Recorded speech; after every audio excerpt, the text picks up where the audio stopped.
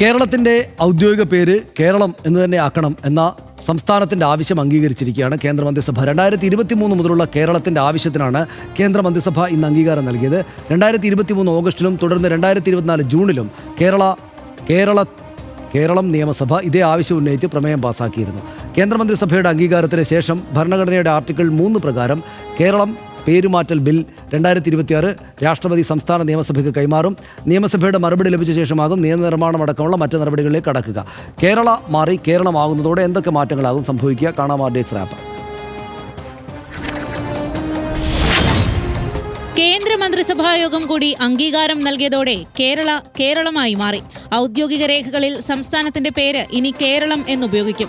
2024 എല്ലാ ഭാഷകളിലും കേരളം എന്ന് പുനർനാമകരണം ചെയ്യാൻ നിയമസഭ പ്രമേയം പാസാക്കിയത്. ദീർഘനാളത്തെ ആവശ്യത്തിനൊടുവിൽ പ്രധാനമന്ത്രിയുടെ പുതിയ ഓഫീസായ സേവാതീർഥിൽ ചേർന്ന ആദ്യ മന്ത്രിസഭാ യോഗമാണ് കേരളമാക്കാനുള്ള ബില്ലിന് അംഗീകാരം നൽകിയത്.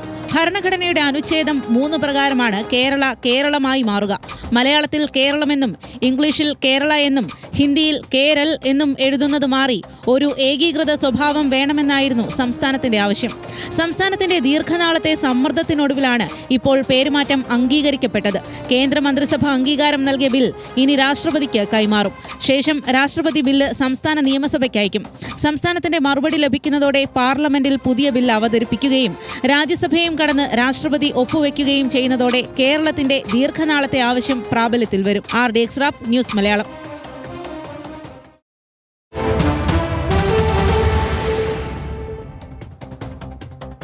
ഇതിപ്പോൾ കേരളം എന്നാണ് നമ്മൾ ചെറുപ്പം മുതലേ പഠിച്ചിട്ടുള്ളത്. പക്ഷേ കേരള എന്നായിരുന്നു ഔദ്യോഗികമായിട്ട് രേഖ. ഇതിപ്പോൾ ഇംഗ്ലീഷിൽ ഒരു തമാശയുണ്ട്. ഇംഗ്ലീഷിൽ CAT എന്ന് എഴുതും, ക്യാറ്റ് എന്ന് വായിക്കും, പൂച്ച എന്നാണ് അർത്ഥം.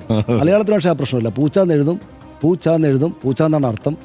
പൂച്ച തന്നെയാണ് അർത്ഥം. ഇതിനകത്ത് എനിക്ക് തോന്നിയ ഒരു പ്രശ്നം എന്താണെന്നറിയോ? കേരളം അത് തന്നെയാണ് മലയാളം. ആ കാര്യത്തിൽ സംശയമൊന്നുമില്ല.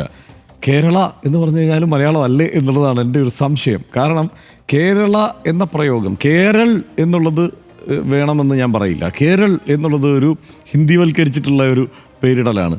കേരള എന്നുള്ളത് പറയുന്നതിന് എന്തെങ്കിലും കുഴപ്പമുണ്ടോ? കാരണം എന്താ വെച്ചാൽ ഈ പ്രയോഗം ഇപ്പോൾ ഇന്ത്യക്ക് പുറത്തേക്ക് പോകുമ്പോൾ ഇന്ത്യക്ക് പുറത്ത് നിരന്തരം പ്രയോഗിക്കപ്പെടുന്ന ഒരു പേര് കൂടിയായതുകൊണ്ട് കേരളം എന്നുള്ള പ്രയോഗത്തിന് ഒരു ചെറിയ പ്രശ്നമുണ്ട്. അതാണ് ശശി തരൂർ അടക്കം ചൂണ്ടിക്കാണിക്കുന്നത്. കേരളം എന്നുള്ള വരുന്നത് മലയാളത്തിലാണ്. ഈ ചില്ലക്ഷരങ്ങളും ഇതൊക്കെ വരുന്നത് മലയാളത്തിലായതുകൊണ്ടുള്ള ചില പ്രശ്നങ്ങൾ ആ നിലയ്ക്ക് നിലനിൽക്കുന്നുണ്ട്. അതല്ലാതെ പേര് മാറ്റിയ സംസ്ഥാനങ്ങളുടെ പട്ടിക നമ്മൾ എടുത്തു നോക്കിയാൽ ഈ യുണൈറ്റഡ് പ്രൊവിൻസ് എന്നായിരുന്നു ഉത്തർപ്രദേശിൻ്റെ പേര്. അത് പിന്നെ 1950 അത് മാറ്റുന്നത്. പിന്നെ തിരുവിതാംകൂറിൻ്റെ അറിയാമല്ലോ, ട്രാവൻകൂർ കൊച്ചിനും എല്ലാം തിരുവിതാംകൂറും കൊച്ചിയും ആക്കി മാറ്റുന്നത് 56 അതുപോലെ ഹൈദരാബാദ് സ്റ്റേറ്റാണ് ആന്ധ്രാപ്രദേശായി മാറുന്നത്. മധ്യഭാരതാണ് മധ്യപ്രദേശായി മാറുന്നത്. മദ്രാസ് സ്റ്റേറ്റ് തമിഴ്നാടാകുന്നു. മൈസൂർ സ്റ്റേറ്റ് കർണാടകയാകുന്നു. നോർത്ത് ഈസ്റ്റ് ഫ്രോണ്ടിയർ ഏജൻസിയാണ് അരുണാചൽ പ്രദേശ് ആവുന്നത്. ഉത്തരാഞ്ചൽ ഉത്തരാഖണ്ഡായി മാറുന്നു. ഒറീസ ഒഡീഷയായി മാറുന്നു. ഇതൊക്കെ ഈ കാലത്ത് കണ്ടതാണ്. അപ്പോൾ ഇത്തരം പേരുമാറ്റലുകൾ ധാരാളം ഈ ഇന്ത്യ ചരിത്രത്തിൽ സംഭവിച്ചിട്ടുണ്ട്. പക്ഷേ കേരളത്തിൻ്റെ കാര്യത്തിൽ വരുമ്പോൾ ഉള്ളൊരു പ്രശ്നം, ഈ പേരുകളിൽ എങ്ങും ഇല്ലാത്ത ഒരു പ്രശ്നം മലയാളത്തിനുണ്ട്, കേരളത്തിന്.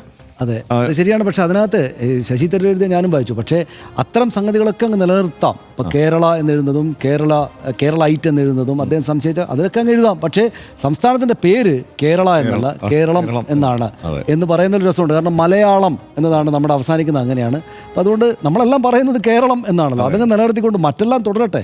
അത് തീർച്ചയായിട്ടും. മദ്രാസ് സ്റ്റേറ്റ് എന്നുള്ളത് തമിഴ്നാടായത് മാത്രമല്ല, മദ്രാസ് നഗരത്തിൻ്റെ പേര് മാറി എന്നുള്ളത് എനിക്കൊക്കെ ഭയങ്കര സങ്കടമായിരുന്നു. ചെന്നൈ എന്ന് മാറ്റുമ്പോൾ, കാരണം മദ്രാസ് എന്നുള്ള പേരിനോട് ഒരു കൊൽക്കത്തയായി മാറി. അതെ, കൊൽക്കത്തയായി മാറി. അത് കൽക്കട്ടയാണ് നമ്മൾ പഠിച്ചു വരുന്നത്, കൽക്കട്ടയാണല്ലോ. നമ്മൾ ബോംബെ എന്നല്ലേ പറഞ്ഞുകൊണ്ടിരുന്നത്, മുംബൈ ആയി മാറി. കുറെ കഴിഞ്ഞ ശീലമാവുകയുള്ളത്.